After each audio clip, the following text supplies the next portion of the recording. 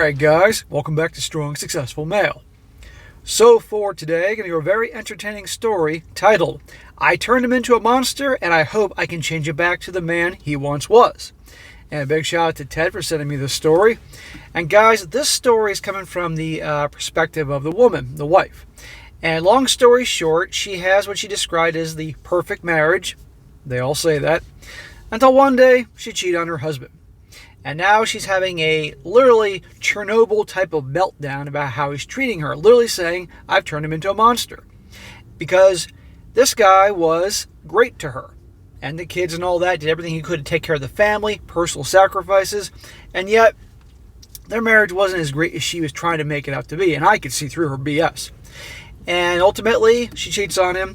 And now, well, the way he's handling it isn't exactly the way she expected, and she just thought a bunch of apologies and all that could just make it better.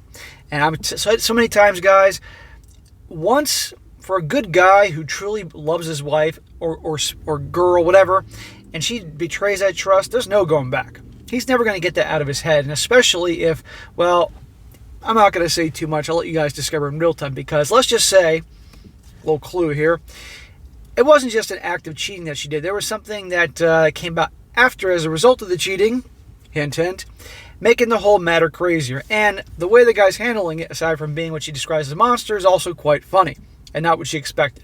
So anyhow, guys, I will let you see in real time what is really happening here and going on. So it starts off, says here, this is going to be a bit long, but this is acting as a way for me to vent and ask for other wayward women for advice in fixing my marriage. Well, I'll answer your question. I'll address it right now. You're not going to fix your marriage, honey. It's been going on 7 months since my husband discovered my affair. The both of us are 39 years old, and my husband before the discovery was sweet. He's not a perfect man. He has his quirks, but I was his world. Our family was his world. He worked long hours to make sure I stayed home and raised our son and daughter well. He would always do these sweet things just to brighten my day, and it did. My husband was the opposite in high school. He was rude, charming, and obnoxious, and used to get in a lot of fights. And he had a lot of girlfriends. And yet for some reason, the summer before our senior year, he wanted to talk to me. So they have a very long relationship going back to high school sweethearts. Okay?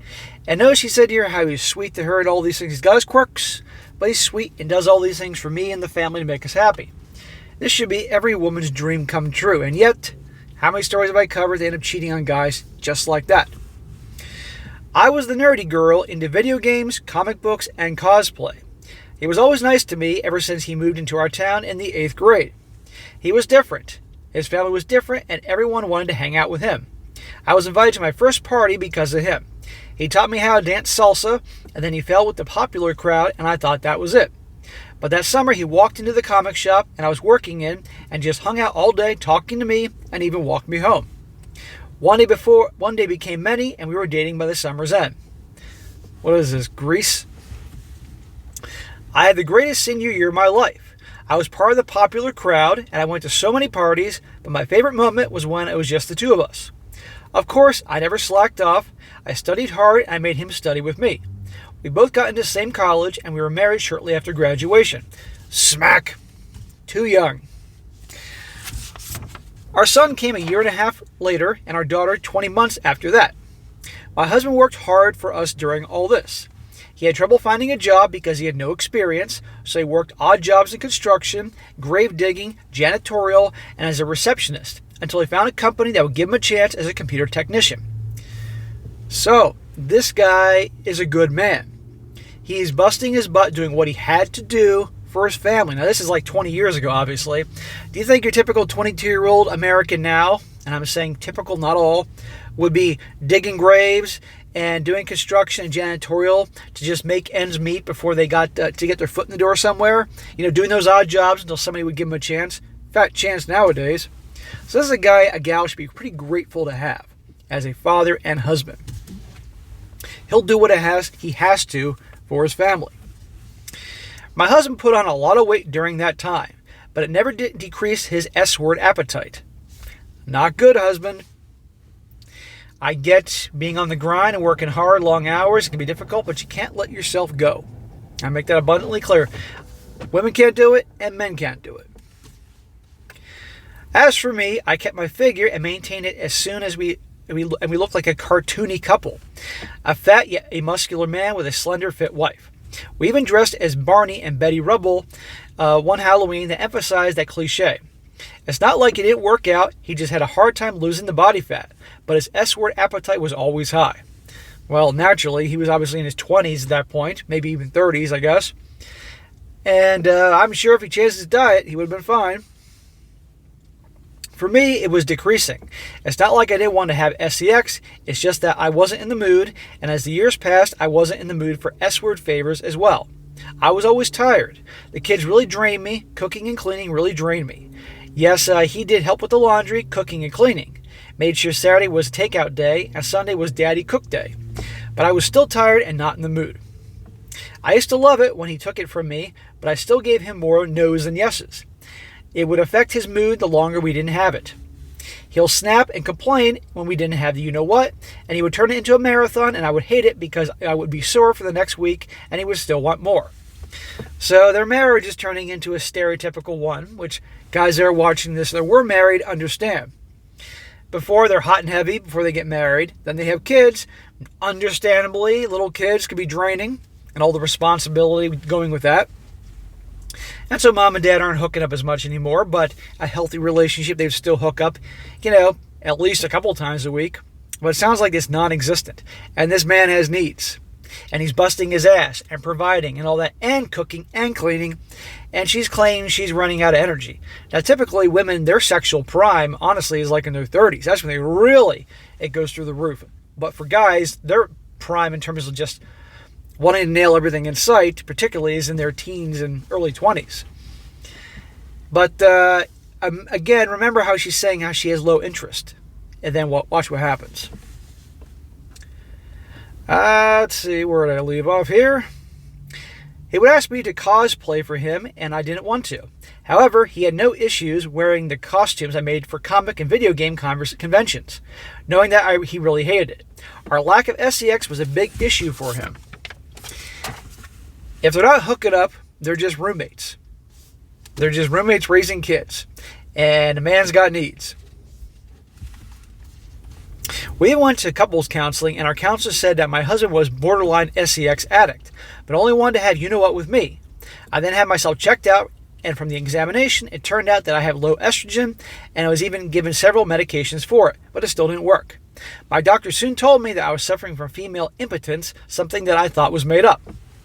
Now notice here that it sounds like the husband, even though he was dying to get some, he wasn't getting anywhere else. He was being a loyal husband, when there'd be other guys that would definitely look elsewhere after some point. So that says a lot about him.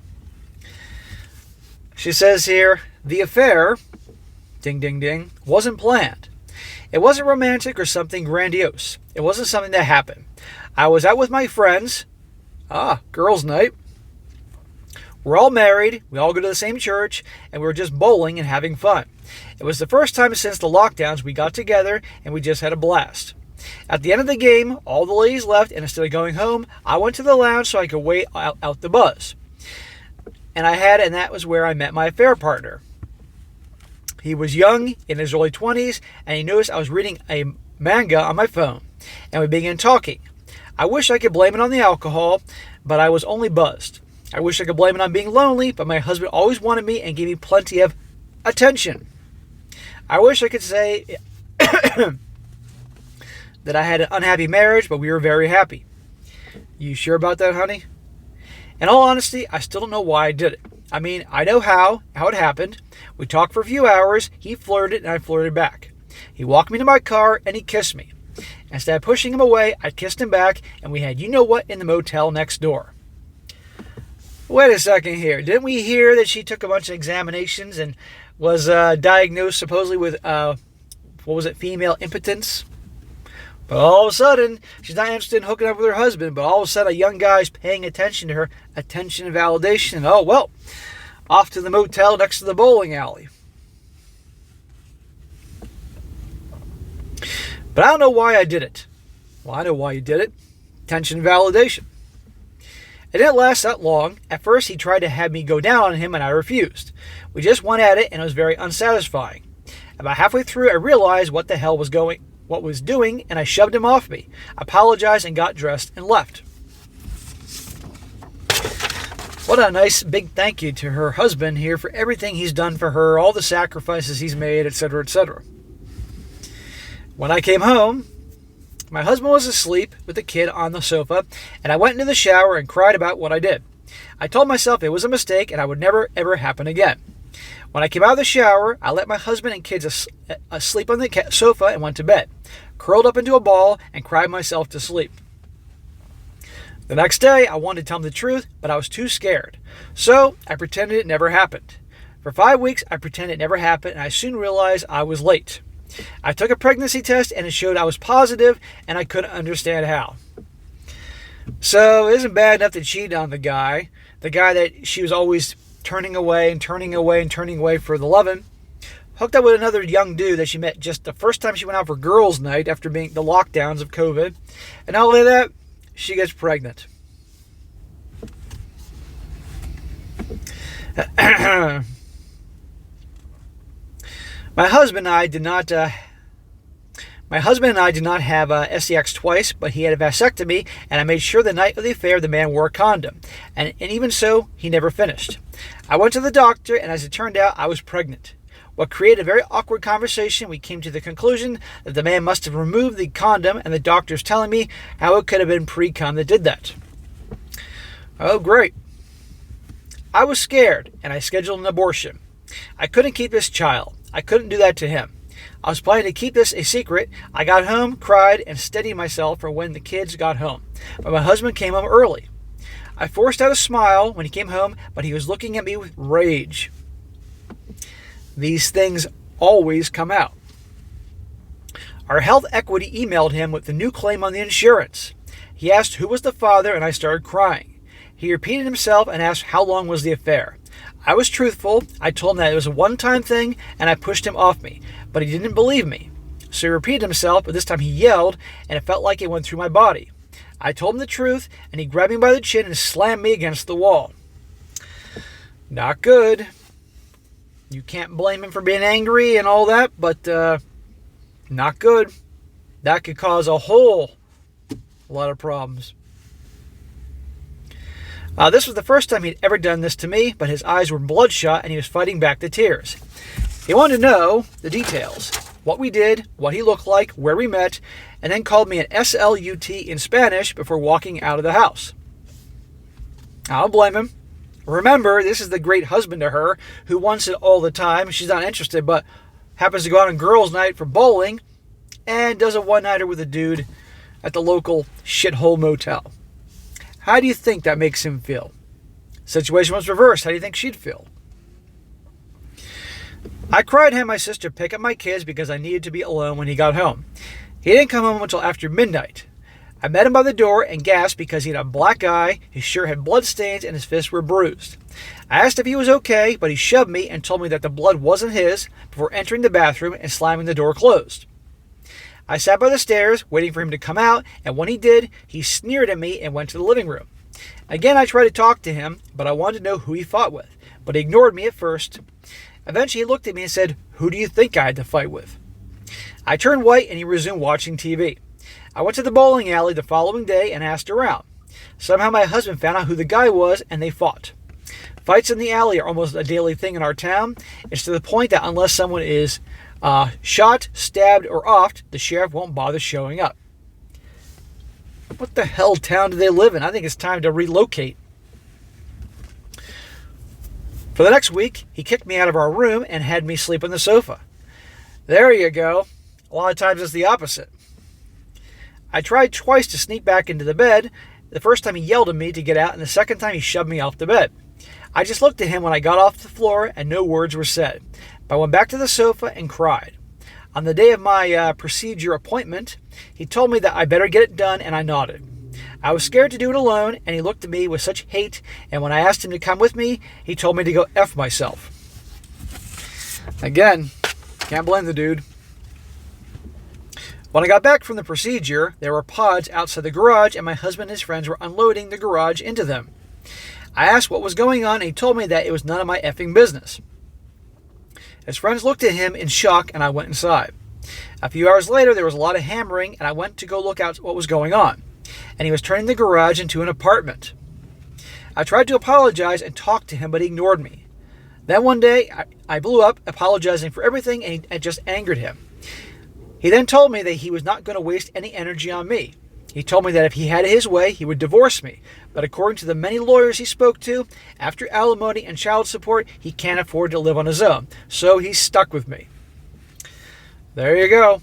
Knowing darn well, after he very wisely talked to a bunch of lawyers to find out, obviously, who would click with him and to find out his options, even though she's the one that did this, he would still have to pay alimony and child support and would no doubt lose the house. She'd get the kids, and he couldn't live on his own because of that. What a great reward for a guy who's been the perfect husband. So, I'm moving in the garage. I'm doing whatever the hell I want until the kids are old enough to graduate. Then I'll divorce you. The first month was awkward because it's hard to explain to the kids what was happening. I tried to invite him over to eat, but he ignored me. He'd come home, check on the kids, ignore me, and go into his garage apartment. The second month, I begged him to go to counseling, and he went. But he remained quiet, only to yell at me about cheating on him, and I had no excuse. Then came the gut punch. Now listen to this. I learned he's been screwing around with a lot of women. I thought he was lying just to hurt me, but the expression on his face said otherwise. The counselor asked him how many, and he said he doesn't keep count, but said he's been hooking up with random women almost every other day for the past 3 weeks. That's a lot of chicks in 3 weeks. But here's the deal. He would divorce her if he could. He can't, because he'd pretty much be living in a cardboard box. He couldn't make all the payments and actually live on his own. So he made the garage an apartment, which frankly he should have made her move into, to be honest with you. But since basically they're married but not a couple, he's having fun. He has that S-word appetite that he needs to have relief on. And she calls it a gut punch. She brought this on herself. The counselor asked him how many. He says he does keep count. You need to feel like a man and feel wanted.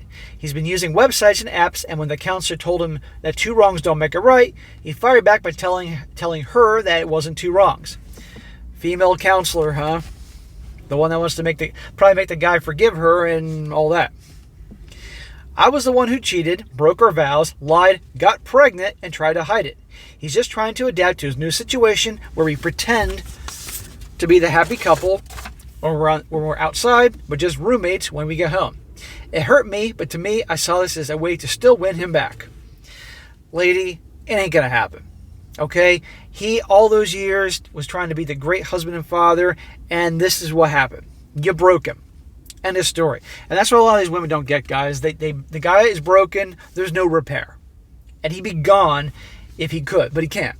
At least not till the kids are old enough to get out of the house and he won't have to do child support anymore. The following month, he began to talk to various women in front of me, and this time I had enough. And I told him that I wanted a divorce, and he laughed at me.